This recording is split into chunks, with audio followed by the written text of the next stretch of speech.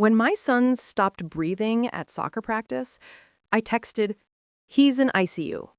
Doctor said, "Next 24 hours. Pray." Mom left it on read. My brother replied with a meme and, "We're at brunch. Chill." "Understood," I wrote. 3 weeks later, 83 missed calls and "Unfreeze our access now" lit up my locked phone. Then My name is Abigail. I'm 33. Single mom to an 8-year-old named Theo. Oldest child. The one who remembers birthdays, fixes printers, pays deposits, and texts, "Did you eat?" at 10 p.m. because no one else will. I work in operations at a mid-size clinic. I keep color-coded spreadsheets. I carry a little jar of electrolyte powder in my purse like a grandma. People at work call me Rock. People at home call me Abby, just a quick thing. That Tuesday started normal. Sneakers, shin guards, a banana Theo insisted he didn't need, and then ate in the car. Soccer practice was at 5:30. I was on the sideline with other parents, answering emails and pretending I wasn't. Theo ran drills, bounced like a rubber band. I waved. He waved back. At 5:47, he stopped waving. I heard a whistle, then yelling.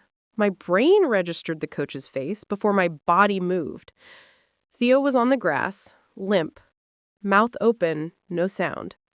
Someone said, "Call 911." Someone else shouted, "EpiPen!" The world narrowed to 2 colors, the neon of his jersey and the gray skin around his lips. "I'm his mother," I said to no one, everyone. "I'm his mother." The EMTs said words that didn't fit in my head. Apnea, low O2, we need to move. My hands were steady and useless at the same time. I climbed into the ambulance because I went where my kid went. I texted the family chat with 3 fingers and a heart beating like a fire alarm. Theo stopped breathing. Going to Mercy. I'll update. Mom has read receipts on. A petty detail until it's not. The bubble popped. Read 5:58 p.m. Nothing. My brother, Nate, sent a gif of a guy fainting on a couch. Then, LOL relax, probably a sport thing. We're at brunch. Late brunch. Chill. Understood, I typed, because muscle memory is stronger than anger in the first 5 minutes of a crisis. In the ER, the noise was fluorescent. The doctor looked young, or maybe everyone looks young when your child is still. We're admitting to ICU for monitoring. Next 24 hours are important. Next 24 hours, I repeated, like a prayer and a dare. I texted again. He's in ICU. Doc said, next 24 hours. Pray. Mom left it on read. I stared at her name while they lifted my son into a bed that was too white. I told myself she was driving, busy, upset, anything but indifferent. I told myself a lot of things in that chair with the bad cushion and the smell of chlorhexidine. At 2 a.m., when alarms quieted and Theo's chest rose in a better rhythm, I looked at the blue glow of my phone and felt the first clean slice of a thought I'd ignored for years. They only listen when it benefits them. I put the phone face down. I put my hand on my kid's arm. I didn't cry yet. That would come later. I grew up in a house where money was love, but only if you didn't ask where it came from. Dad left when I was 15. Mom called it a sabbatical for 3 years, and then ancient history. After that, bills were a mood, not a plan. The internet got shut off like weather. Gas, too. I babysat, I bagged groceries, I Venmo'd my mother from a prepaid card for the electric because they're coming to turn it off, Abigail. I'm serious. She'd say, "You're so responsible. Thank God for you." Like a compliment and a cinder block. Nate is 2 years younger. Nate is charming. The kind of charming that borrows your shirt to go job hunting and returns it with cologne and a story about a guy who totally wants to hire me. He started 3 businesses before 25. None made money. All made Instagram. At 20, I moved out with a twin mattress and a mint plant. I took a full-time job at the clinic, then part-time classes, then another part-time job on weekends because the numbers didn't add up until I forced them. Mom called often. I wouldn't ask if it wasn't urgent, she'd say. It's always urgent, I'd say, already opening my banking app. When Theo was born, the family thread went wild for a week. Mom posted his picture with the caption, "Nana again," and 70 hashtags. Nate showed up with a balloon and asked if I had any credit cards I wasn't using because he had to float some inventory for the shop. I said no. He took a selfie with the baby and added a filter that made my swollen face look like a stranger's. After maternity leave, I went back to work. I set up a system. Separate accounts, auto savings, a medical sinking fund, and a family safety net I funded because historically no one else would. I put Mom on the grocery cart as an authorized user after she called from aisle 3 crying into her phone because they raised the price of everything. "You'll keep it reasonable," I said. "Of course," she said, already tossing shrimp into the cart because we deserve nice things. At first, it felt okay. I could track it. I set alerts. But then the notifications started stacking at weird hours. Nail salons, little treats, DoorDash at midnight. When I texted, "Hey, we need to keep it to essentials," Mom replied, "Do you want your mother to starve? Also, Froyo calms my nerves. You know how anxious I've been since the divorce." The divorce was 10 years ago. Nate learned about the safety net somehow because Nate always knows where the taps are. He called. "Sis, quick question. Could you front me for 2 weeks? The supplier's refund is pending, I swear." "Nate, I have a kid, and I'm trying to be a role model to my nephew by building something." He borrowed. He didn't repay. He borrowed again. Each time came with a story. Each story came with a promise. Each promise evaporated in Mom's kitchen where she said, "He's trying. Why can't you be supportive?" When Theo's asthma started, I upgraded the insurance, increased the medical fund, learned the names of inhalers like vocabulary words. I sent Mom screenshots of our budget. "I'm not your bank," I wrote. "Wow," she sent back. "You're really cold lately. Is this about your father?" It was never about my father. It was about the way my mother used need like a lasso. The little betrayals added up. My WIC card accidentally used on her wine, my car borrowed and returned on E with a parking ticket tucked under the wiper, a check I mailed for Theo's daycare lost so Mom could show up with cash and say loudly, "See, family steps up," like the money hadn't come from me in the first place.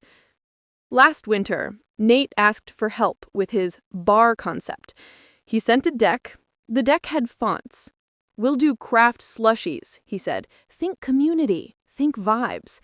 Think rent. Think taxes. Think licensing. You're negative," he said. "I knew you'd hate on it." Mom called after. "He's your brother. A small loan isn't going to kill you." It's never small, and it's never alone. God, Abigail, you love to hold things over people. I started therapy. My therapist asked, "What would happen if you didn't rescue them?" "They'd be mad," I said. And then, "They'd be mad louder." And then, I didn't have an answer.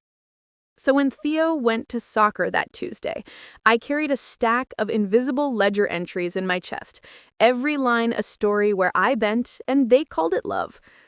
And then my son stopped breathing, and every story I'd told myself about them cracked like sugar glass. 3 weeks after ICU, life looked almost normal.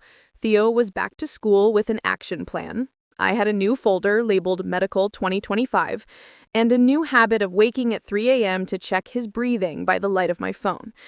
I was calm, in that jittery way calm can be. During the ICU days, I'd done what I always do. I managed. I parked the family card. I paused the extra users. I moved the safety net to a separate bank.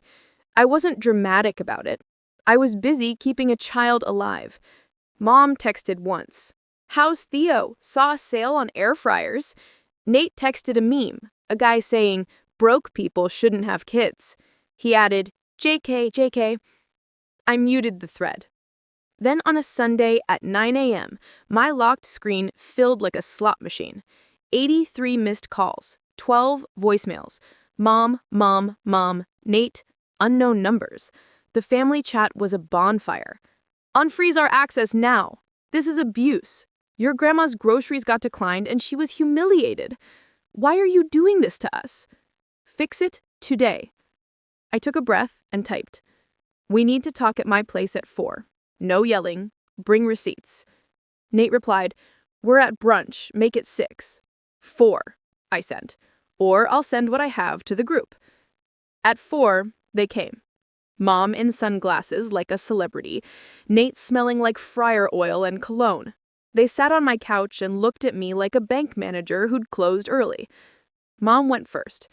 "Abigail, this is cruel. Your grandmother—" "Grandma has her own card. I checked. She was fine. She told me you added wine and shrimp to her order and tried to push it through." Mom blinked. "I'm allowed to live." "You're allowed. You're not entitled to my money." Nate leaned forward. "I had payroll. You jeopardized people's livelihoods." "You have one employee," I said, "and you paid them with Cash App at 2 a.m. from a credit card in my name." He flinched. I put a folder on the coffee table. Printed statements, highlighter, color tabs. I'm my most dangerous when I have school supplies. "This is August through October," I said. "Here's every charge, not groceries or medicine.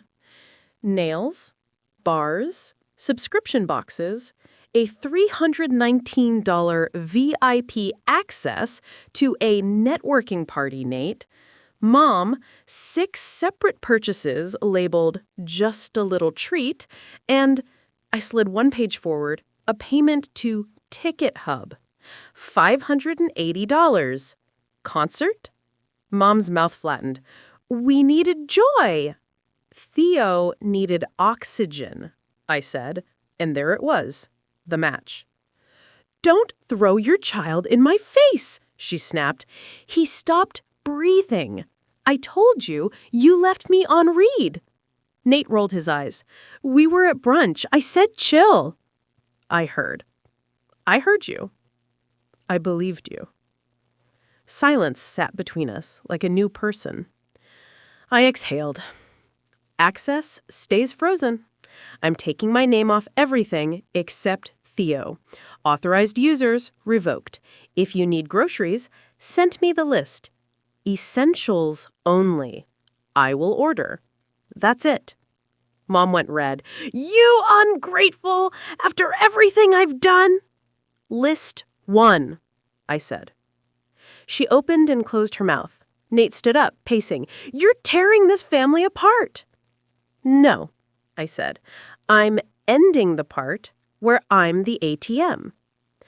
They left with the dramatic air of people exiting a stage. I locked the door and slid down it and cried for exactly 6 minutes, the timer on my phone ticking because if I didn't put a container around it, I would dissolve. I expected silence after, maybe icy texts. Instead, the group chat turned into a carnival. "Cousin Leah, Auntie said you're withholding her retirement. Uncle Jim, you always were difficult. An unknown number, we know where you live. Then Mom, I raised you alone." I didn't reply. I saved screenshots. I made a new chat with people who had actually shown up in the ICU. Theo's coach, my neighbor Tiana, my boss. I named it Team Actual. Tiana came over with soup. She sat on my kitchen floor with me like we were 19 and broke. She said, "I've got a Costco run Tuesday. Send me your list." At work, I told HR I needed to adjust my direct deposit. I split it across accounts in a way that made me feel like a magician hiding a dove. I met with the credit union manager who looked at my stack of highlighted statements and said, "I see a lot of this." She helped me close the joint grocery card and open a prepaid card for Grandma with a weekly cap and alerts only to me. When Mom found out, she called the clinic front desk and told her she had a medical emergency to reach me. I picked up expecting blood. It was a rage. "You're humiliating me," she hissed. "You humiliated yourself at Ticket Hub. Pick up a pen, write a list. Essentials. I will order. Or say you don't need my help and I will take you at your word." "You're cold," she said again, like labeling my temperature would melt the ice. Nate tried being nice. He texted, "Sis, I'm sorry if I sounded harsh. You know how I get when I'm stressed. Anyway, payroll Friday." I typed, "You have to plan for payroll before Friday. I won't be covering it." He tried guilt. "You want to see me fail?" I tried a new thing. "Your failure or success is yours." Grandma called me, quiet and steady. "Sweetheart, your mother says you cut her off." "I set boundaries," I said. "Do you have groceries? Do you have meds?" "I do now. Thank you for the card. I like the little tap." "Call me if you need anything, not if your daughter wants Prosecco." Grandma laughed, which I didn't know I needed until I heard it. The family group got uglier before it burned out. Aunt Donna posted a long paragraph about honor thy mother. My cousin, who once sold me weed in high school and forgot to include the weed, wrote, "Money changes people." I wanted to write back, "No, it reveals them," but I didn't. I was busy scheduling Theo's follow-ups and labeling inhalers with a label maker. Theo insisted on using himself because I'm part of the team. At night, the quiet felt different. My phone didn't ping with overdraft warnings. My bank app looked like a room where someone had finally put the chairs back. I unsubscribed from 10 different emergency alarms that were just family members with poor planning. I could see my own numbers. Some consequences rolled in. Mom stopped inviting me to weekend family things I rarely attended anyway. Then she invited me to a family meeting at Pastor Ray's office because he's neutral. I said no. I don't litigate my wallet in front of a man who thinks spreadsheets are witchcraft. Nate's bar posted a story about soft closing for renovations. He texted me, "Happy?" I didn't answer. 2 days later, he texted, "Could you co-sign on a small?" I blocked the number and wrote down, "Blocking is self-care," on a sticky note and stuck it to my kettle. I started noticing how people who are used to you bending call your standing abusive. They tried other routes. Mom messaged my boss on Facebook, which is a sentence that still makes me laugh. "Abigail is neglecting her family," she wrote. My boss, a woman who once battled insurance companies on a speakerphone while painting her nails, forwarded it to me with the caption, "Block her. Also, I need your Q3 report by Friday." I sent the report and blocked my mother on every platform except text because emergency. She texted, "So you're giving up on your family?" I replied, "I am giving up on being used." Theo's therapist asked me, gently, to tell him a story about the day of the ambulance without saying the word scary. I said, "It was loud. It was important. You were brave. We had help. Mommy took care of the money stuff so the helpers could focus on you." He nodded like a CEO. "Good job, us," he said. Good job, us. Reality rearranged itself. Without the constant siphon, I could say yes to small things that felt like life. A Saturday matinee with Theo, new socks without holes, the emergency funding class my credit union offered. I learned about POAs and how to say no with my lips closed. I met with a lawyer and took my name off every bill that wasn't mine. It was a $300 fee. It felt like removing a fishing hook from my cheek. There were cracks I didn't expect. Aunt Leah messaged privately, "Your mom did the same to me for years. I'm proud of you." I cried reading that one because it meant I wasn't inventing the past. Grandma started asking more questions. "What's in autopay?" she asked. "Why does your mother keep overdrafting if she has direct deposit?" We sat at her kitchen table and I drew little boxes on a napkin, and she nodded and then said, "Your mother always liked the show of things." She stirred her tea and added, "Enough. Enough." I didn't try to fix that sentence. I let it sit between us like, finally, we had a shared map. The biggest change wasn't the money. It was the sound in my head. The constant buzzing, "what if," got quieter. Boundaries made a different noise. A door clicking shut, a child sleeping, my own exhale. Mom still says I abandoned the family. She says it in group chats I'm no longer in. She says it to people who like a good villain. Sometimes those people message me paragraphs that start with "as a mother" and end with "shame." I delete them like junk mail. Nate started a new thing. It'll fail. It'll succeed. I don't know. It's not on my ledger anymore. Grandma keeps the little prepaid card in a floral wallet and tells the cashier, "tap like a spy," every time. Theo plays soccer again. I asked him if he wanted to quit. He said, "No, because then the scary thing is the boss." So we practice breathing at home, we name feelings, we pack 2 inhalers and a backup for the backup, and a note pinned to his bag that says, "Call mom first." The coach texts me pictures of Theo's grin every game. I don't measure love in paid invoices anymore. I measure it in Tuesday night black bean quesadillas, and a humidifier that does its tiny work, and a bank alert that says, "savings transfer complete," like a quiet cheerleader. A week ago, Mom called from a different number. I answered because you never know. She launched straight in, "Can you help me with rent just this once?" I said, "No." She said, "You're cold." I said, "I'm warm here." I looked around my kitchen at the sticky notes on the kettle, the soccer cleats by the door, the emergency funding class my credit union offered. I don't let myself be used anymore. She said, "You'll regret this." I said, "I used to. Not anymore." I hung up. Then I stood still and waited for the guilt to rise like it always did. It came. It passed. It didn't drown me. If there's a moral, it's small and stubborn. Love is not a payment plan. Help is not a lifetime contract.